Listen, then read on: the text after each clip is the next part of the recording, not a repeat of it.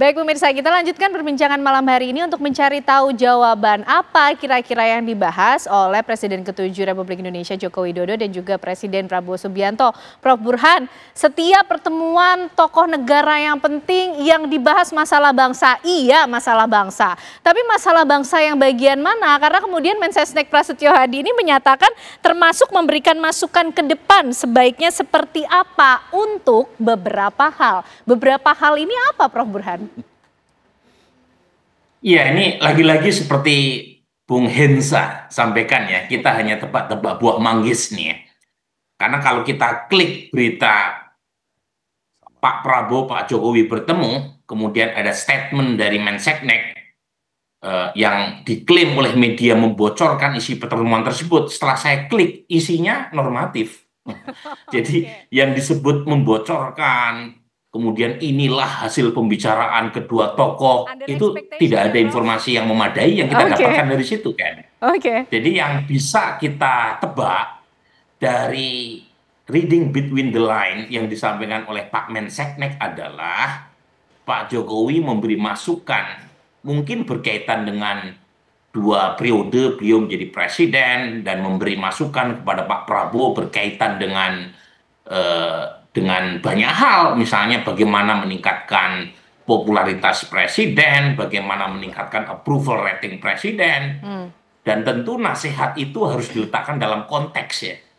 Kan tidak datang dari ruang hampa seperti yang tadi Bung Hensa sampaikan, ada banyak preteks.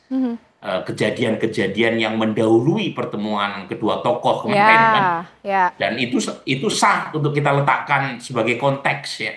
Tetapi yang pasti nih, ada sekian banyak mantan presiden, tetapi pertemuan paling intensif ya antara Pak Jokowi dengan Pak Prabowo, itu fakta. Ya, itu yang dohir, ya, yang batin kita tidak bisa tebak.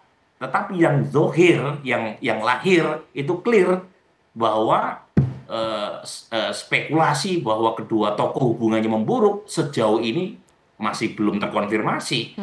Karena kemudian dijawab lewat pertemuan tersebut. Yang punya power kan bisa saja menolak inisiatif pertemuan dengan Pak Jokowi. Tapi ternyata masih bertemu dengan segala riuh rendahnya. Tetapi faktanya masih ada pertemuan itu yang mengkonfirmasi belum terjadi ya semacam crack antara kedua tokoh ini. Tapi kalau selain kemudian menjawab mengenai spekulasi publik keretakan antara hubungan dua tokoh ini, Prof, ada hal lain tidak sih yang kemudian membuat Pak Prabowo memberikan waktunya cukup penting juga untuk bertemu dengan Presiden ke-7 Joko Widodo sampai kemudian ada 2 menteri yang datang juga, Prof, ke rumahnya? Kalau untuk motif pribadi Pak Jokowi saya tidak tahu ya, tetapi untuk kepentingan Pak Prabowo, saya kira Pak Prabowo memerlukan nasihat dari mantan-mantan presiden berkaitan dengan bagaimana mengelola ekspektasi publik. Dan di antara mantan-mantan presiden yang punya kepiawaian menjaga approval rating itu ada 2 orang. Satu Pak Jokowi, 2 Pak SBY. Ini 2 presiden yang punya kepiawaian dalam mengelola ekspektasi publik. Dan saya kira Pak Prabowo tidak ada salahnya untuk berguru dengan mantan presiden berkaitan dengan bagaimana mengelola ekspektasi publik. Dan jangan lupa Ken, kemarin sempat muncul demo besar kan, yang salah satunya disebabkan oleh diskoneksi kan, antara narasi pemerintah dengan narasi di publik, terutama di media sosial. Nah, jadi ada diskoneksi, ada gap. Misalnya antara Indonesia emas versus Indonesia cemas, antara Indonesia gelap versus Indonesia cerah, kan perlu ventilator di situ. Perlu ada cara dari pemerintahan sekarang untuk membuka katup diskoneksi itu, supaya legitimasi sosial politik Pak Prabowo meningkat. Dan salah satu orang yang pintar membuka ventilator itu ya Pak Jokowi, selain Pak SBY. Baik Bang Bestari, ini gimana nih? Tadi sudah dibacakan ekspertisnya Pak Jokowi, kepiawaian Pak Jokowi sehingga kemudian dibutuhkan oleh Pak Prabowo. Itu yang menjadi alasan kenapa PSI mengangkat Pak Jokowi sebagai inspirator? Ya, kan tadi sudah saya sampaikan di awal bahwa keberadaan Pak Jokowi itu kita letakkan sebagai inspirator, patron kita lah.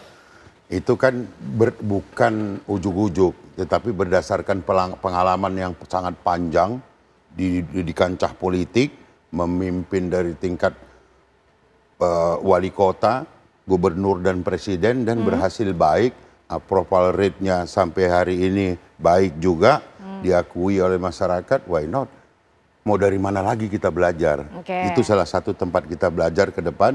Dan mudah-mudahan ada yang dititipkan kepada kita dan bisa kita aplikasikan untuk bersama-sama nanti ke depan dengan Pak Prabowo menata bangsa ke depan. Sejauh ini apa yang sudah dititipkan oleh Pak Jokowi lewat PSI? Apalagi kan kemarin barusan ketemu ya, terdekat dengan Pak Jokowi nih, antara PSI dan juga Pak Jokowi. Kalau kita bicara konteks, PSI jadi ikutan nih Bang dalam konteks tersebut. Gimana Bang Bestari? Ya, banyak hal yang sudah disampaikan beliau, bagaimana kemudian partai politik itu harus berdekatan dengan masyarakat, kemudian peduli terhadap kebutuhan masyarakat, diwakili.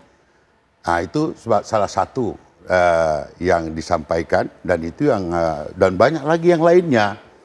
Yang nggak cukup waktu kita membahas apa yang telah disampaikan Pak Jokowi kepada kita. Kalau nggak cukup sebanyak itu, mungkin salah 2 atau salah 3 yang lain. Yang penting yang saya apa, sampaikan Bang? sudah. Ya, yang ada kaitannya dengan pertemuan Pak Prabowo? Ada disampaikan nggak pada saat pertemuan dengan PSI? Saya tadi sudah sampaikan bahwa ini berdua adalah sahabat baik, ya, dari masa sebelum menjadi presiden Pak Prabowo sampai beliau sudah menjadi presiden pun itu terus saja. Bahkan diperlihatkan kepada publik, kami ini besti. Sudahlah, enggak usah coba-coba. Kan kira-kira begitu tuh yang disampaikan. Dan terkonfirmasi sampai pada hari ini. Dengan segala macam kejadian di belakang itu, yang coba dikait-kaitkan gitu ya. Ternyata pada hari ini ada pertemuan makan siang 2 jam. Nah, ini alangkah kami menjadi gembira pada hari ini. PSI pada posisi gembira, ternyata 2 tokoh ini masih besti. Jadi pada saat pertemuan di Bali, Pak Jokowi menyampaikan mengenai rencana ingin bertemu dengan Pak Prabowo kah?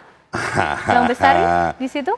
Saya kira tidak ya. Beliau hanya beberapa hari sebelumnya mengisyaratkan saya mau ada ke Jakarta, nanti kalau ada kesempatan waktu kita boleh bertemu lagi. Tapi tidak menyatakan bahwa akan bertemu. Namun ya saya kira pertemuan ini bukan pertemuan dadakan. Masa tokoh mau ketemu dadakan? Pasti udah terjadwal di jauh hari. Nah, kalau besti bisa. Kalau besti bisa dadakan. Special treatment ya. Berarti kita punya 2 klausul, 2 kesimpulan. Bisa dadakan, bisa juga memang sudah terjadwal. Mengingat dua-duanya punya kesibukan. Mengingat dua-duanya punya kesibukan, Bang Hesan. Bukan dua-duanya punya kepentingan atau tujuan, begitu? Enggak, kalau sibuk kan pasti. Sebetulnya ada beberapa sequence lagi yang tadi saya belum sampaikan. Yang pertama, pidato PBB. Pidato Pak Prabowo di PBB, mungkin Pak Jokowi pengen tahu juga, atau Pak Prabowo pengen juga nyampein ke Jokowi kemarin di PBB ada apa aja. Kemudian yang juga penting, berubahnya Kementerian BUMN jadi BP BUMN. Yang kemudian ada kaitannya dengan Danantara yang Pak Jokowi juga jadi ketua Dewan Pengawas, salah satu Dewan Pengawas kalau saya nggak salah. Jadi artinya 2 hal ini pasti juga ingin disampaikan, karena terkait dengan reshuffle itu, ada Patriot Bond dan lain-lain. Dan yang paling penting adalah ada 3 hal yang... Tunggu Bang, meskipun reshuffle hak prerogatif presiden loh. Oh iya, prerogatif presiden. Tapi ada 3 hal menurut saya, kalau tadi terkait Prof. Burhan yang mengatakan approval rating, ada 3 hal yang memang menjadi sorotan masyarakat hari ini. Yang pertama adalah MBG, yang banyak juga keracunannya. Kemudian yang kedua, langkanya BBM. Ini harus diakui bahwa polemik saya sebutnya, antara SPBU swasta dengan SPBU Pertamina ini membuat masyarakat mengalami antrian BBM yang lumayan panjang. Kemudian yang ketiga, suka atau tidak suka, beras itu dibatasi sekarang. Di banyak sekali supermarket, pusat-pusat perbelanjaan, yang namanya beras ini, beras premium terutama, makin sulit didapat. Kalaupun ada batasan, 5 kilo, 2 kantong aja. 10-20 kilo, 1 kantongnya, itu belum pernah terjadi di era Pak Jokowi. Jadi artinya kalau memang mau dipelajari, ada hal-hal itu yang mungkin juga dibahas. Terutama tadi saya sebutkan tuh, BP BUMN. Mungkin Pak Jokowi juga mau tahu, Pak Prabowo, ini nanti BP BUMN dengan Kementerian BUMN serta Danantara arahnya mau kemana? Sebagai Dewan Pengawas kan, saya juga mau tahu nih arahnya kemana. Karena kan Pak Jokowi bagian dari Danantara. Tapi 3 hal yang terakhir saya sebutkan kan, tentang MBG, kemudian langkanya BBM, kemudian yang ketiga adalah beras yang makin juga jarang terlihat tidak seperti biasanya lah minimal. Ini memang menjadi hal yang penting sekali dibahas oleh Presiden, minimal kalaupun Pak Jokowi memahami, bisa memberikan informasi kepada Pak Prabowo apa saja yang harus dilakukan. MBG ini program bagus. Kalau Pak Prabowo mau lanjutkan, silahkan lanjutkan, tapi ada catatan-catatan dari masyarakat yang harus segera diperbaiki. BBM dan beras ini, mohon maaf saya ulang berkali-kali, karena ini terjadi di lapangan. Bagaimana ngantrinya orang BBM, terus bagaimana batasan-batasan yang beras yang ada di pasar, itu harus hati-hati sekali. Karena beras ini kan urusannya perut. Dan pasti Pak Prabowo juga belajar dari Pak Soeharto. Bagaimana menenangkan rakyat adalah menenangkan perutnya. Oke, baik Prof. Burhan. Ini dari pertemuan antara Pak Jokowi dan juga Pak Prabowo. Sebetulnya ranahnya atau tujuannya untuk update informasi, sharing informasi, knowledge sharing, atau sampai pada level ada sikap atau tindakan yang sebetulnya diharapkan atau diekspektasikan dari Pak Prabowo ke Pak Jokowi ataupun dari Pak Jokowi ke Pak Prabowo? Ya, dugaan saya dua-duanya ya, Ken. Jadi nggak bisa dipisahkan pembicaraan berkaitan dengan menyatukan frekuensi. Yang kedua, follow up. Setelah frekuensi itu bisa disatukan, fine tuning tadi, ada follow up-nya. Terutama memang dari sisi Pak Prabowo ya, karena Pak Prabowo yang punya power. Pak Jokowi sudah tidak lagi menjadi presiden. Power ada di tangan Presiden Prabowo. Dan kalau kita belajar dari Julio Caesar ya, beliau itu pernah mengatakan ada dua yang bisa membuat rakyat bahagia. Satu, kasih roti, dua, sediakan sirkus. Dua itu. Roti itu adalah analogi dari perut ya. Sementara sirkus itu analogi dari hiburan. Nah, dua itu penting. Nah, tadi Bung Hensa ini, ya, saya harus hati-hati menyebutkan Bung Hensa ini gitu ya. Tiga variabel yang disebut tuh variabel penting semua itu yang berkaitan dengan roti dan juga sirkus. Iya, itu penting semua itu. Jadi kalau misalnya ketiga variabel itu ada permasalahan, tentu punya efek terhadap approval rating presiden.